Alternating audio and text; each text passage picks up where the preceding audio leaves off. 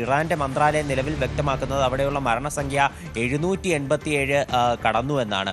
മാത്രമല്ല അവിടെ ഒരു സ്കൂളിൽ നടന്ന ആക്രമണത്തിൽ കൊല്ലപ്പെട്ട കുട്ടികളുടെ സംസ്കാരം ഇപ്പോൾ ഏതാനും മണിക്കൂറുകൾക്ക് മുൻപേ നടന്നിരുന്നു. എല്ലാ കുട്ടികളെയും ഒന്നിച്ചാണ് കുഴിയെടുത്ത് സംസ്കരിച്ചത്.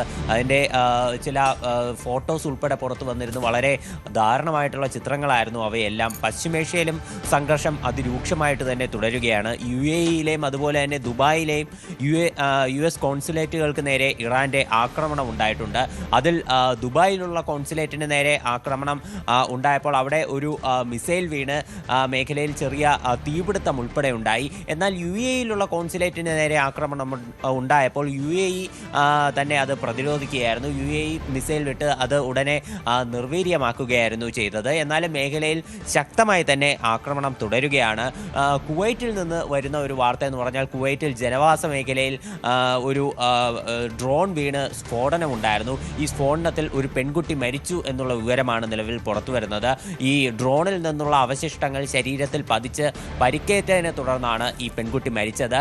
എന്നാൽ ഈ പെൺകുട്ടിയെ സംബന്ധിച്ചുള്ള മറ്റ് വിവരങ്ങളൊന്നും നിലവിൽ നമുക്ക് ലഭ്യമല്ല. അതുപോലെ തന്നെ ഖത്തർ നിലവിൽ IRGCയുടെ രഹസ്യാന്വേഷണ ഉദ്യോഗസ്ഥരായിട്ടുള്ള 10 പേരെ അറസ്റ്റ് ചെയ്തു എന്നുള്ള വിവരവും അവർ പുറത്തുവിട്ടിട്ടുണ്ട്.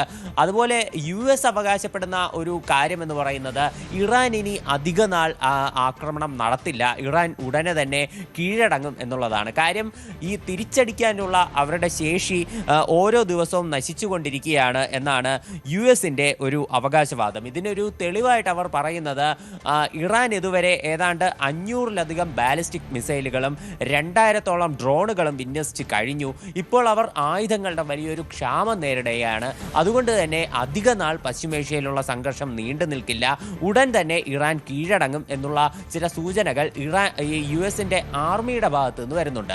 പക്ഷെ ട്രംപിന്റെ വാക്കുകൾ കേൾക്കുമ്പോൾ യുദ്ധം ഇനിയും നീളും എന്നതാണ് നമുക്ക് മനസ്സിലാക്കുന്നത്.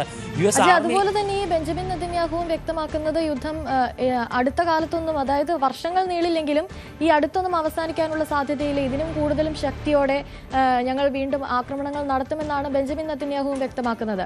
ആ ഒരു സാഹചര്യത്തിലാണ് ഇറാൻ ആയുധശേഷി കുറയുന്ന ഒരു അവസ്ഥ കൂടി ഉണ്ടാകുന്നത്. അതിന് ഇറാൻ ഏത് രീതിയിൽ ഇനി നേരിടാനായിരിക്കും സാധ്യത കൂടുതൽ?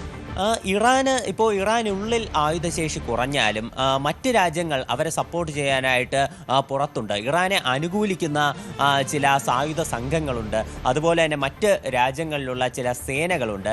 ഇപ്പോൾ ലെബനീസ് സർക്കാർ ഔദ്യോഗികമായി തന്നെ അവിടെയുള്ള ഹിസ്ബുള്ള ഗ്രൂപ്പിനെ തള്ളിപ്പറഞ്ഞു, ഹിസ്ബുള്ളയെ നിരോധിച്ചു.